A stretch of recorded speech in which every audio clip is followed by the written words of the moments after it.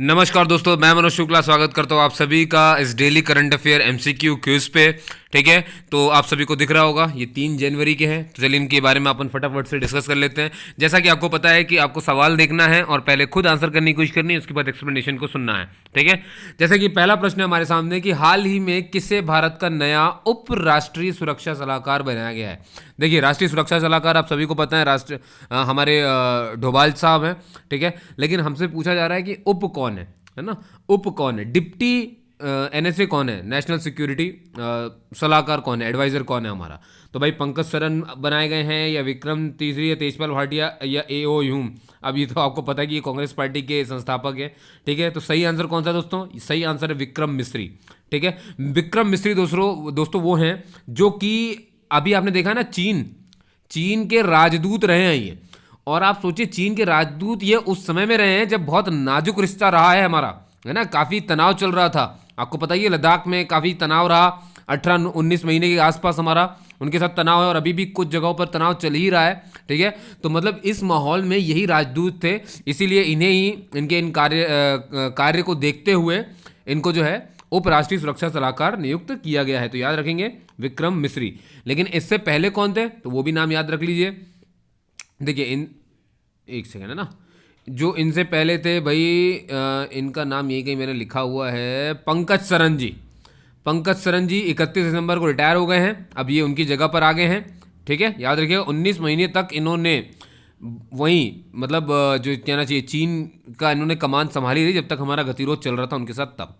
ठीक है, चलिए अगला प्रश्न हमारे सामने कि साइके मिशन के संबंध में निम्नलिखित में से कौन सा असत्य आपको गलत बताना है भाई।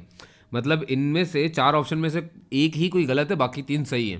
ठीक है, तो मैं आपके लिए ऑप्शन पढ़ देता हूँ। ऑप्शन नंबर ए, इस मिशन के जरिए साइके नामक क्षुद्रग्रह के बारे में पता लगाया जाएगा। दूसरा, इस मिशन को अगस्त 2022 में यूरोपीय अंतरिक्ष एजेंसी द्वारा लॉन्च किया जाएगा। मतलब ये जो मिशन है इसको ये यूरोपीय अंतरिक्ष एजेंसी लॉन्च करेगी 2022 में। साइके नामक क्षुद्रग्रह पर बेहद कीमती धातुओं की मौजूदा होने के अंदेशा है। मतलब जो साइके नामक एक क्षुद्र ग्रह है, क्या उसमें बहुत सारे कीमती धातुओं का जो है मतलब पता लगा है या अंदेशा हुआ है, ऐसा कुछ हुआ है। और आखिरी ऑप्शन है कि इतालवी खगोल शास्त्री, है ना, यानी कि इटालियन जो है हमारे इटालियन एस्ट्रोलॉजर एनीबेल डी गैस्पेरिस, इन्होंने 1852 में 16वें क्षुद्र ग्रह के रूप में साइके की खोज की थी। ठीक है, मतलब ये जो हैं ये जो खगोल शास्त्री है, इन्होंने 16वें मतलब जब 16वां क्षुद्र ग्रह मिला तो उसका नाम तो उसके मतलब साइके कहा, ऐसा। तो मतलब ये हैं वो साइंटिस्ट ऐसा। तो इनमें से कौन सा वाला गलत है आपको ये बताना। तो याद रखिए दोस्तों, 3 A C और D सही है, B गलत है। इस मिशन की शुरुआत जो है ये यूरोपीय संघ नहीं, ये नासा करने वाला है अमेरिका का। ठीक है, अमेरिका इस मिशन को लॉन्च करेगा 2022 में और ये 2026 में ये जो आप देख रहे हो ना, क्या नाम है इसका, साइके। साइके नाम का एक क्षुद्र ग्रह है दोस्तों, जो मंगल ग्रह और बृहस्पति ग्रह के जो बीच में बेल्ट है ना, उसमें ये घूमता रहता है। तो हमने अपनी बड़ी बड़ी टेलीस्कोप से और यहाँ पृथ्वी की भी सबसे शानदार टेलीस्कोप से ये देखा और ये मालूम चला है, ये अंदेशा लगा है कि इस साइके नामक क्षुद्र ग्रह में काफ़ी सारे कीमती धातु हैं। तो इसी बात को पुख्ता करने के लिए अब नासा जो है 2022 में मिशन लॉन्च कर रहा है। इसका नाम ही रख दिया साइके मिशन। क्यों? क्योंकि इस क्षुद्र ग्रह का नाम ही क्या है, साइके। तो मिशन भी कौन सा होगा, साइके मिशन होगा। तो वहाँ पर वो जाएगा और 2026 में पहुँच जाएगा। ठीक है, और वहाँ जा कर के पता करेगा, उसके अराउंड घूमेगा तो सब कुछ देखेगा, बताएगा कैसे क्या धातु है वहाँ पर, है ना। तो उसकी स्टडी के लिए वो भेजेंगे, समझ गए। और ये भी सही है, फोर्थ वाला भी, कि एनिबल ने ही इसे जो है 16वें क्षुद्र ग्रह के रूप में इसकी खोज करके इसका साइके नाम रख दिया था। ठीक है, मतलब सी भी सही है, ये भी सही है, बस डी गलत था। यूरोपीय अंतरिक्ष एजेंसी नहीं लॉन्च करेगी, ये लॉन्च करेगी नासा। ठीक है दोस्तों, चलिए, तो यही इसके बारे में लिखा, आप स्क्रीनशॉट लेकर के इसे पढ़ भी सकते हैं। चलिए फिलहाल अगले क्वेश्चन पे आते हैं हम। भाई हमसे पूछा गया है विदेशी अंशदान अधिनियम के संबंध में निम्नलिखित में से कौन सा कथन सत्य है। तो बनी बात है, 1 2 3 दिए हुए हैं। अब नीचे A B C D कौन सा सत्य, मतलब 1 और 2 सही कि 2 और 3 सही कि 1 और 3 सही कि तीनों सही। है ना, आपको ये बताना है यहाँ पर कौन से सही है। अब मैं थोड़ा सा आपको विदेशी अंशदान के बारे में बता दूं। देखो, अंश और दान तो आपको मालूम है, दान मतलब दान दे रहे हैं, अंश मतलब कुछ हिस्सा पैसा, ठीक है। विदेशी, तो विदेशी पैसा दान करना तो कौन करेंगे, विदेशी ही तो पैसा दान करेंगे। अब विदेशी दान कर रहे हैं तो मतलब किसको कर रहे हैं, मतलब इंडिया में किसी को दान कर रहे हैं। अब इंडिया में दान लेने वाले कौन लोग होंगे, ये होते हैं एनजीओ, समझ गए। एनजीओ जो होते हैं वो दान लेते हैं बाहर से, ठीक है। जैसे कि मदर टेरेसा एक एनजीओ है, उन मदर टेरेसा के नाम से एक एनजीओ चलता है, आपको पता है। तो मदर टेरेसा बनी माता क्रिश्चियन है, तो बाहर से इनको खूब सारा भाई, क्योंकि क्रिश्चियनिटी को बढ़ावा दिया है ना उन्होंने, क्रिश्चियन स्कूल्स खुलवाए उन्होंने, बहुत कुछ किया, तो वो अंग्रेजी स्कूल हैं, वो बाहर के हैं। तो इसके लिए बनी बात आप समझ गए होंगे कि बाहर से बहुत सारा पैसा उसमें आता होगा, जो विदेशी मुद्रा होती है, ठीक है। तो अब बात है कि इसका अधिनियम क्यों बनाया गया। क्या होता है दोस्तों, कई सारे ऐसे एनजीओ हैं जो बाहर से पैसा लेते हैं और बाद में क्या करते हैं कि उसको इस्तेमाल करते हैं पार्टी यानी चुनाव में लड़ने के लिए, ठीक है। अब आप सोचिए, अगर बाहर से किसी ने पैसा लिया और चुनाव लड़ा और चुनाव जीत गया, तो आपको नहीं लगता कि जब वो ऐसी कोई पार्टी जब सत्ता में आएगी और जब वो नियम बनाएगी, तो नियम कैसे बनाएगी, क्योंकि बाहर से पैसे मिले हैं तो उनके लिए भी तो कुछ करना पड़ेगा। तो ऐसे लोग क्या करते हैं, विदेशों को देख करके फिर नियम बनाना शुरू करते हैं, जो कि हमारे देश के लिए अच्छा नहीं होता है। इसीलिए कि मतलब ऐसा धन भी ना आए बाहर से, उसकी रोकथाम के लिए विदेश अंशदान अधिनियम को बनाया गया है दोस्तों, ठीक है। तो ये विदेश की फंडिंग की निगरानी रखता है, आप समझ गए ना। अब चलिए इसके ऑप्शन देख लीजिए क्या क्या है। इस कानून को विदेशी फंडिंग की निगरानी के लिए बनाया गया था, जैसा कि मैंने आपको बताया, ठीक है। दूसरा ऑप्शन है, यह विदेशी दान लेने वाली संगठनों, समूहों और गैर सरकारी संस्थाओं पर लागू होता है, ठीक है। और तीसरा ऑप्शन है, इसके दायरे में आने वाले संस्थाओं को FCRA के तहत पंजीकरण करवाना जरूरी होता है, ठीक है। तो क्या ये तीनों सही हैं या गलत हैं, क्या है, तो याद रखिए दोस्तों, ये तीनों के तीनों ऑप्शन बिल्कुल सही हैं। FCRA क्या होता है मैं आपको भी बताता हूँ। देखिए यहाँ पर पढ़िए क्या लिखा हुआ है, आपको दिख रहा होगा। 1976 में, भाई 4-5 बार इसमें संशोधन हुआ है। 1976 में सरकार को ये लगा, केंद्र सरकार द्वारा विदेशी फंडिंग की निगरानी के लिए विदेशी अंशदान अधिनियम यानी कि foreign currency regulation act, English में ये कहेंगे और हिंदी में कहेंगे विदेशी अंशदान विनियमन कानून बनाया गया था, ठीक है। फिर इसमें बदलाव होते रहे। साल 2010 में इसमें संशोधन किया गया, 2015 में गृह मंत्रालय द्वारा कुछ नियम इसमें जोड़े गए, फिर 5 साल बाद 2020 में फिर से इसको संशोधन किया गया FCRA कानून में, और इसे और कड़ा कर दिया गया, है ना। और सबसे खतरनाक आप देखो, FCRA की यानी अंशदान इस अधिनियम कानून की 5वीं धारा बड़ी खतरनाक है दोस्तों। क्या है वो धारा, इसके मुताबिक जानते क्या है, कोई केंद्र सरकार किसी भी एनजीओ को राजनीतिक प्रकृति घोषित करके उसके विदेशों से मिलने वाले जो दान होता है ना उस पर, और चंदा जो मिलता है बाहर से, उसको इस्तेमाल पर रोक लगा सकती है। जैसा कि मैंने आपसे कहा ना, एनजीओ बाहर से पैसा लेते हैं फिर चुनाव लड़ने लगते हैं, ठीक है। तो इस तरह से, तो जैसा कि मैंने बताया, बहुत खतरा होता है, क्योंकि ये देखो लिखा है यहाँ पे, कभी कभी विदेशी योगदान से संचालित कुछ संस्थाएं विदेशी राष्ट्रों के इशारे पर भारत में नीतियों का नकारात्मक रूप से प्रभावित करती हैं। ऐसी स्थिति में विदेशों से मिलने वाले चंदे या दान को रेगुलेट करना जरूरी है। भाई हमें देखना पड़ेगा ना कितना आ रहा है, नहीं करेंगे तो फिर तो दिक्कत हो जाएगी, ठीक है।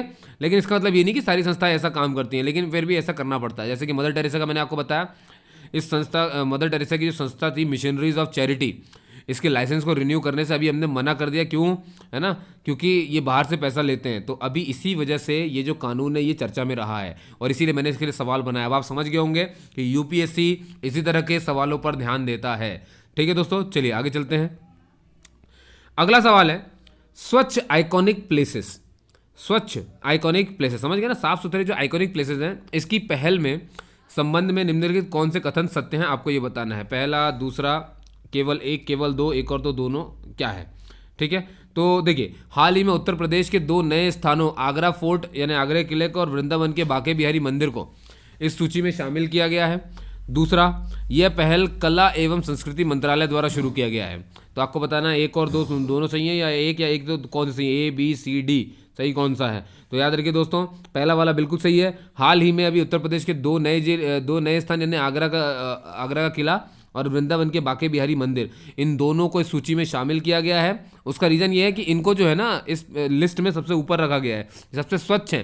देखो होता क्या है, क्योंकि ये भी घूमने का स्थान है, टूरिस्ट प्लेस है, ये भी घूमने का स्थान है। भाई लोग आते हैं, बाहर से लोग आते हैं। आपको मालूम है ना कृष्ण भगवान के कितने सारे भक्त हैं जो फॉरेनर्स हैं, कहाँ नहीं है, तो वो सब आते हैं। और जब वो सब आ रहे हैं तो उनका परिवार आता है, सब घूमने आते हैं, तो टूरिस्ट प्लेस बन जाता है, ठीक है। तो टूरिस्ट को साफ सफाई बहुत पसंद है। और साफ सफाई होगी तो आजू बाजू की जो चीज़ें होती है वो भी अपने आप को साफ रखने की कोशिश करते हैं। क्यों? क्योंकि उन्हें लगता है कि भाई जब इसे अवार्ड मिल रहा है तो हमें भी अवार्ड मिले, समझ गए? तो ऐसा करते करते बहुत, ये पहल है दोस्तों, इसीलिए तो इसे कहते हैं आइकॉनिक प्लेसेस, है ना। ये एक पहल है, इसी पहल से सारी कुछ सफाई होने लगेगी और आसपास की जो चीज़ें हैं वो भी साफ हो जाएंगी। अब दूसरी बात ये थी कि ये जो पहल थी स्वच्छ आइकॉनिक प्लेसेस वाली, ये कला एवं संस्कृति ने नहीं करी है, ये किसने की होगी? ये की है साहब आपके स्वच्छ भारत मिशन ने, है ना। और स्वच्छता पेयजल और स्वच्छता मंत्रालय के अंडर में ये चीज़ जो है ये पहल शुरू हुई है, ठीक है। और अब तक इसमें 100 स्थानों को आइकॉनिक प्लेसेस के रूप में चुना गया है। इसकी लेटेस्ट अपडेट लिस्ट में यूपी के 2 नए स्थान को जगह मिली है। इनमें पहला आगरा और आगरा का किला, और दूसरा वृंदावन के बांके बिहारी मंदिर, है ना। समझ गए आप सब के सब? तो इस तरह से ही काम करता है। दूसरा ऑप्शन इसका गलत है क्योंकि ये स्वच्छता मंत्रालय के अंदर में आया है, कला एवं संस्कृति मंत्रालय के अंदर में नहीं, ठीक है। आखिरी प्रश्न दोस्तों, हमारा नार्को कोऑर्डिनेशन सेंटर, भाई समझ गए होंगे नार्को मतलब ड्रग से रिलेटेड है, ठीक है। तो कोऑर्डिनेशन सेंटर के संबंध में आपको बताना कौन सा वाला सही है। पहला, ये स्वापक नियंत्रण ब्यूरो के तहत काम करता है। दूसरा, मतलब क्या इस ब्यूरो के अंडर में ये काम करता है। इसका गठन मादक पदार्थों जैसे कि मालूम है ना, ड्रग्स, हीरोइन, कोकेन, सब कुछ, इनके जुड़े कानूनों का पालन कराने वाली एजेंसी के तौर पर किया गया है। मतलब ये कानून का पालन करवाती है, ये ऐसी एजेंसी है, ठीक है। हाल ही में इसकी तीसरी शीर्ष स्तरीय बैठक का आयोजन किया गया है, क्या ये भी है? तो आपको बताना है केवल 1 और 2 सही है, 2 और 3 सही है, 1 और 3 सही है, या तीनों के तीनों सही है, ठीक है। आपने अपना आंसर कर लिया होगा, तो इसका सही आंसर है सी। सी का मतलब क्या हुआ दोस्तों? सी का मतलब हुआ कि केवल 1 और 3, मतलब बीच वाला गलत है। मतलब कौन सा गलत है? कि इसका गठन मादक पदार्थों से जुड़े कानूनों का पालन कराने वाली एजेंसी के तौर पर किया गया, ये गलत है। पहला सही है कि स्वापक नियंत्रण ब्यूरो के तहत ये काम करता है, और तीसरा सही है कि हाल ही में इसकी तीसरी शीर्ष स्तरीय बैठक हुई है, और इसकी बैठक की अध्यक्षता किसने की है? हमारे गृह मंत्री अमित शाह जी ने, ठीक है। अब मैं आपको थोड़ा सा इनके बारे में बता देता हूँ। जैसा कि आपने देखा कि बीते 27 दिसंबर, है ना, बीते 27 दिसंबर को नार्को कोऑर्डिनेशन सेंटर की तीसरी शीर्ष स्तरीय बैठक का आयोजन किया गया। इसकी अध्यक्षता केंद्रीय गृह मंत्री अमित शाह ने की। बैठक में ड्रग तस्करी से जुड़े मुद्दों और उनके समाधान पर चर्चा हुई। भाई बनी बात है, नार्को है तो ड्रग की तस्करी वगैरह से जुड़े मामलों पर इस पर बातचीत होती है, ठीक है। इसका गठन मादक पदार्थों जुड़े कानूनों का पालन कराने वाली एजेंसियों का और अन्य हितधारकों के बीच प्रभावी समन्वय के मंच के तौर पर किया गया है, ठीक है, ना कि कानून का पालन कराने के तौर पे किया गया है। समझ गया ना? समन्वय बैठाने का काम है इसका, कि जो कानून बनाने वाली कंपनियां, एजेंसी हैं और जो अन्य हितधारक हैं, भाई कि काम के लिए भी तो ड्रग्स को इस्तेमाल किया जाता है, तो उसको ध्यान में रखते हुए ये एक तरह से समन्वय बैठाती हैं, कानून का पालन नहीं करवाती हैं, है ना। इसमें नशीली दवाओं की तस्करी से संबंधित मुद्दों और रोकथाम पर चर्चा की जाती है। तो होप सो कि आप समझ पाए होंगे। तो दोस्तों, कैसा लगा आपको करंट अफेयर का ये वीडियो? आप मुझे ज़रूर बताइएगा कमेंट करके, और इसे शेयर करिएगा अपने दोस्तों के साथ, ठीक है। और आपने मुझे सुना उसके लिए जय हिंद दोस्तों। और सबसे इंपॉर्टेंट बात है कि बहुत सारे नोटिफिकेशंस के वीडियोस मैंने बना के रखे हैं। जितने भी जॉब्स हैं भाई, जो भी यहाँ पर तैयारी कर रहे हैं, सबको नोटिफिकेशन तो मिलना ही चाहिए, उनको पता तो होना ही चाहिए कि कौन सी नौकरी खुल रही है, इसकी डेट क्या है, उसका रिजल्ट, और अगर हमने कोई पेपर दे दिया तो उसका रिजल्ट कब आ गया है। तो आपको बेफिक्र रहना है, ये सारी जानकारी मैं खुद देता हूँ, है ना। आप मेरे फेसबुक से जुड़ सकते हो, वहाँ पर आपको इसकी लिंक मिल जाएगी, या यूट्यूब सब्सक्राइब कर लो तो आपको तो मिल जाएगी, ठीक है। बेल आइकन ज़रूर ध्यान से करना, क्योंकि उसी से नोटिफिकेशन भी आता है। तो काफ़ी कुछ है ना, करना आप ही को है। मैं बस आपके लिए जो है न्यूज़ इस तरह से लाता रहूँगा और आपकी मदद करता रहूँगा। आपने मुझे सुना उसके लिए बहुत धन्यवाद। जय हिंद दोस्तों।